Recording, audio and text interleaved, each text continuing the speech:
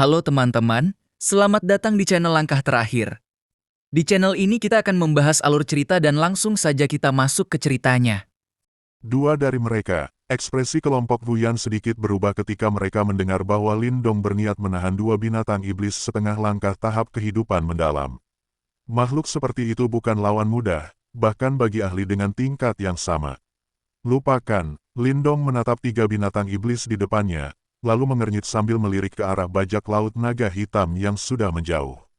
Jika mereka tertahan di sini, buah roh misterius kehidupan bisa direbut pihak lain. Nona Guyan, bawa semua orang pergi dulu. Aku akan menahan mereka. Ucapan itu membuat semua orang tertegun. Lindong berniat menahan tiga binatang iblis sendirian. Waktu tidak banyak, lanjutnya. Kalau tidak, buah itu akan jatuh ke tangan orang lain. Guyan ragu sejenak, lalu mengangguk tegas. Ia percaya Lindong tidak gegabah. Berhati-hatilah. Jika tidak mampu, mundurlah. Kami akan menunggumu di depan. Tanpa membuang waktu, ia memimpin yang lain menuju kedalaman gunung. Guya sempat menoleh dengan khawatir sebelum pergi. Lindong tetap berdiri, menatap tiga binatang iblis yang kini memusatkan perhatian padanya. Ketiganya memiliki kecerdasan tinggi dan aura berbahaya. Mereka bergerak bersamaan, menyerang dengan koordinasi yang rapi. Lindong mundur menghindari serangan pertama, tetapi serangan lain datang dari belakang.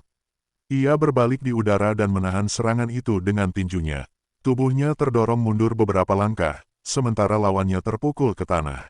Kini ketiga binatang iblis mengepungnya, membentuk formasi yang rapi. Cukup merepotkan, Lindong menyipitkan mata. Ia tak ingin membuang waktu terlalu lama di sini. Ia menarik napas dalam, cahaya hijau mulai menyelimuti tubuhnya. Pola naga perlahan muncul di kulitnya, dan aura menekan menyebar ke sekeliling. Perubahan itu membuat ketiga binatang iblis menunjukkan ketakutan. Tekanan dari garis keturunan naga menekan naluri mereka. 4 bayangan naga cahaya muncul dan berputar di sekitar tubuh Lindong. Ia mengepalkan tangan, merasakan kekuatan yang melonjak. Detik berikutnya, ia menghilang dari tempatnya.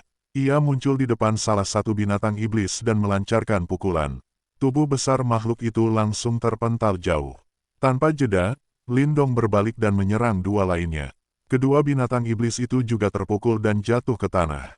Ia melayang di udara, dikelilingi aura naga yang kuat. Ketiga binatang iblis bangkit kembali, namun kini jelas terlihat ketakutan dalam mata mereka. Tekanan yang mereka rasakan jauh melampaui sebelumnya. Lindong mengerutkan alis. Ia memutuskan mengakhiri ini dengan cepat. Cahaya hijau di tubuhnya meningkat drastis. Tubuhnya berubah, membentuk sosok naga hijau raksasa. Tekanan yang terpancar meningkat tajam. Ketiga binatang iblis akhirnya diliputi ketakutan yang nyata. Sementara itu, di bagian lain gunung, Guyan dan kelompoknya bergerak cepat menembus hutan. Kakak Guyan, Lindong tidak apa-apa, kan? Tanya Guya dengan cemas.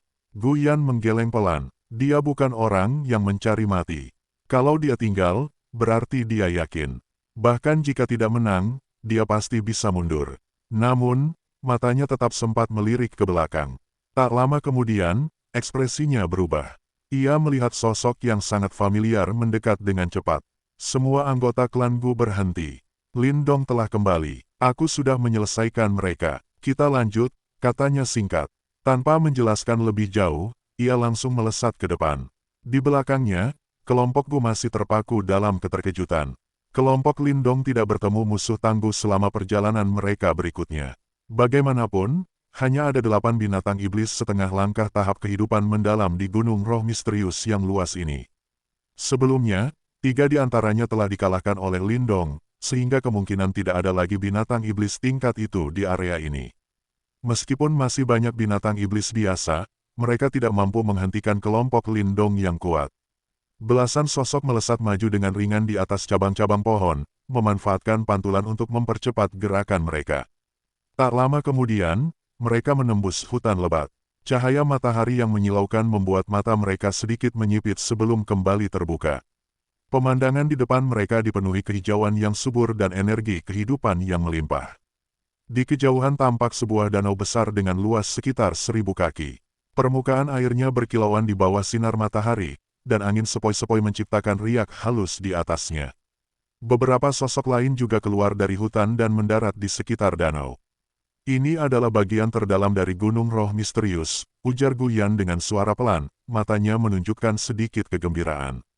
Lin Dong mengangguk. Ia dapat merasakan energi kehidupan yang kuat di tempat ini, bahkan kekuatan Yuan alami jauh lebih padat dibandingkan tempat lain. Sepertinya mereka semua sudah tiba. Tatapan Lin Dong menyapu sekeliling danau. Klan Wei dan berbagai faksi kuat lainnya yang sebelumnya berada di kaki gunung kini telah tiba. Dari bekas luka dan darah di tubuh mereka, jelas perjalanan mereka tidak mudah. Kelompok bajak laut naga hitam di kejauhan memandang Lin Dong dengan ekspresi terkejut, lalu berubah menjadi muram.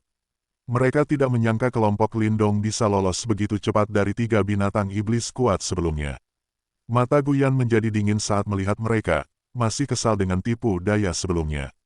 Lin Dong hanya melirik sekilas lalu mengalihkan pandangannya ke tengah danau. Di sana terdapat sebuah pulau kecil berwarna hijau, dan dari pusatnya terpancar cahaya misterius. Buah roh misterius kehidupan akan muncul saat matahari dan bulan sejajar. Waktunya sudah dekat, kata Guyan sambil menatap langit. Di mana ular iblis berkepala 3 itu? Tanya Lin Dong, mungkin bersembunyi di dalam danau. Dengan kekuatan seperti itu, kecerdasannya tidak kalah dengan manusia, jawab Guyan dengan waspada. Lin Dong mengangguk. Ia tahu ini hanyalah ketenangan sebelum kekacauan. Saat buah itu muncul, semua orang akan berebut. Suasana di sekitar danau menjadi tegang. Setiap kelompok saling waspada. Di kejauhan, Wei Song menatap dingin ke arah Lin Dong dengan senyum tipis penuh niat jahat. Lin Dong menyadarinya, tetapi tidak menghiraukan. Jika mereka mencoba berbuat sesuatu, ia tidak akan ragu bertindak. Waktu berlalu, matahari mulai condong, dan bulan perlahan muncul di langit. Tiba-tiba, kekuatan Yuan di seluruh area melonjak hebat. Tanah bergetar, dan permukaan danau mulai beriak. Cahaya terang memancar dari pulau di tengah. Buah roh misterius kehidupan akan segera muncul. Ujar Guyan dengan suara tegang sekaligus penuh harap. Pulau itu mulai bergetar lebih kuat. Retakan muncul di permukaannya, lalu sebuah pohon raksasa berwarna hijau zamrud perlahan tumbuh dari dalam tanah. Pohon itu terus berkembang, cabang dan daunnya menyebar, memancarkan pola cahaya yang dipenuhi energi kehidupan. Cahaya tersebut berkumpul dengan cepat, membentuk 6 titik terang yang akhirnya berubah menjadi 6 buah berwarna hijau zamrud. Buah-buah itu tergantung di cabang, memancarkan energi kehidupan yang kuat. 6 buah roh misterius kehidupan. Seru Guyan dengan penuh kegembiraan. Lin Dong mengamati dengan seksama. Kenapa ular iblis tidak mengambilnya lebih dulu? Pohon ini bisa menghasilkan 9 buah. Buah terakhir menandakan kematangan sempurna. Ular iblis itu menunggu hingga saat itu, tetapi tampaknya keserakahannya justru membuatnya kehilangan semuanya, jelas Guyan. Semua orang menatap buah tersebut dengan mata penuh keinginan. Namun tidak ada yang langsung bergerak. Tak lama kemudian, beberapa orang tidak mampu menahan diri dan melesat menuju pulau di tengah danau. Namun saat mereka mencapai udara di atas danau, serangan tiba-tiba muncul. Pilar air besar menyembur dari danau, diikuti oleh tombak-tombak air berwarna gelap yang melesat ke arah mereka. Serangan itu mengandung energi yang sangat kuat dan racun mematikan. Beberapa orang langsung terluka parah. Tubuh mereka menghitam dan membusuk dengan cepat sebelum jatuh ke dalam danau. Tubuh mereka ditarik ke kedalaman dan menghilang tanpa jejak. Tak lama kemudian, gelombang besar muncul dari tengah danau. Sesosok makhluk raksasa bangkit dari dalam air. Tubuhnya besar dengan 3 kepala yang mengerikan, memancarkan aura yang sangat ganas. Semua orang menatap dengan ekspresi serius. Jadi akhirnya muncul, gumam Lin Dong sambil menarik napas dalam. Ia bisa merasakan bahaya besar dari makhluk itu, bahkan lebih kuat dari lawan yang pernah ia hadapi sebelumnya. Makhluk itu adalah penguasa tempat ini, ular iblis berkepala 3. Air danau jatuh dari langit seperti hujan deras sebelum menghantam tanah. Bahkan permukaan tanah bergetar akibat kekuatannya. Bayangan besar menutupi area tersebut dari udara, sementara aura ganas menyebar, membuat ekspresi semua orang berubah. Ini adalah ular iblis berkepala 3. Lin Dong mengangkat kepalanya dengan ekspresi serius saat menatap makhluk besar di hadapannya. Bagian tubuh yang muncul di atas permukaan air saja sudah mencapai ratusan kaki. Sisik merah menutupi tubuhnya seperti lapisan pelindung yang sangat keras, dan gelombang kekuatan luar biasa terpancar setiap kali tubuhnya bergerak. Di bagian atas tubuhnya terdapat 3 kepala ular raksasa yang ganas. Masing-masing kepala memiliki tanduk tajam yang berkilau dingin, seolah mampu merobek ruang itu sendiri. Pada saat itu, ular iblis berkepala 3 menatap kerumunan di sekitar danau dengan mata merah penuh kekejaman. Aura keganasannya membuat siapapun merasa merinding. Kalian berani menyentuh milik raja ini. Sekelompok orang bodoh yang mencari kematian. Ular iblis itu membuka mulutnya yang besar dan mengeluarkan suara dingin yang menggema di udara. Dengan kekuatan seperti itu, ia sudah mampu berbicara dalam bahasa manusia. Bahkan ia bisa berubah menjadi bentuk manusia jika mau, tetapi kekuatan tempurnya akan menurun. Dalam situasi ini, jelas ia tidak akan melakukan hal tersebut. Kalian semua segera keluar dari Pulau Roh Misterius. Jika tidak satu pun dari kalian akan selamat, tidak peduli dari mana kalian berasal. Ular iblis berkepala 3 menekuk tubuhnya dan melepaskan tekanan besar yang menyapu sekeliling seperti badai, bahkan mencabut pepohonan di sekitarnya. Beberapa orang menunjukkan perubahan ekspresi. Bagaimanapun, makhluk ini adalah ahli tahap kehidupan mendalam awal yang sesungguhnya. Ditambah dengan tubuh binatang iblisnya, membuatnya semakin sulit dihadapi. Meskipun jumlah mereka banyak, rasa takut tetap muncul. Wei Song tertawa pelan. Harta alam seperti ini milik siapapun yang memiliki kesempatan. Karena kami bisa sampai di sini, berarti kami juga memiliki hak. Ada 6 buah roh misterius kehidupan, namun kamu ingin memonopoli semuanya. Bukankah itu terlalu serakah? Ia kemudian menatap berbagai faksi di sekitarnya. Kita memang pesaing, tetapi sekarang kita memiliki musuh yang sama. Bagaimana kalau kita bekerja sama terlebih dahulu untuk mengalahkan makhluk ini? Semua orang saling memandang sebelum akhirnya mengangguk. Mereka memahami situasinya. Tanpa bekerja sama, tidak ada yang bisa mendapatkan buah tersebut. Mo Zan, pria bertangan satu, juga berbicara dengan suara serak. Kita harus bekerja sama. Kalau tidak ada yang akan mendapatkan apapun. Kata-katanya memiliki bobot, sehingga banyak orang memandang ke arahnya. Wei Song tersenyum. Sepertinya hari ini aku bisa melihat kemampuan pedangmu secara langsung.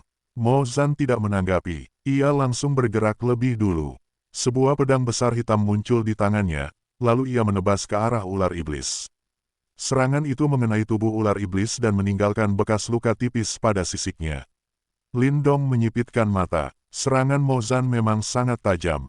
Serangan tersebut memicu pertarungan. Ular iblis berkepala 3 menjadi marah. Ia membuka mulutnya dan mengeluarkan 3 pancaran energi hitam beracun ke arah Mo Zan. Mo Zan menghindar dengan lincah di udara.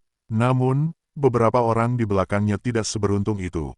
Tubuh mereka langsung hancur dan berubah menjadi tulang dalam sekejap, menunjukkan betapa mematikannya racun tersebut.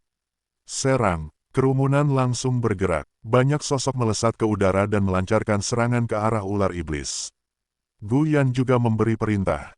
Kita juga ikut. Hati-hati. Ia kemudian berkata pada Lin Dong, jika ada kesempatan, kami akan membuka jalan untukmu mengambil buah roh misterius kehidupan. Lin Dong mengangguk. Ia langsung maju. Cahaya hijau menyelimuti tubuhnya saat ia menyerang dengan pukulan kuat ke tubuh ular iblis. Namun, serangan itu hanya meninggalkan bekas kecil di sisiknya.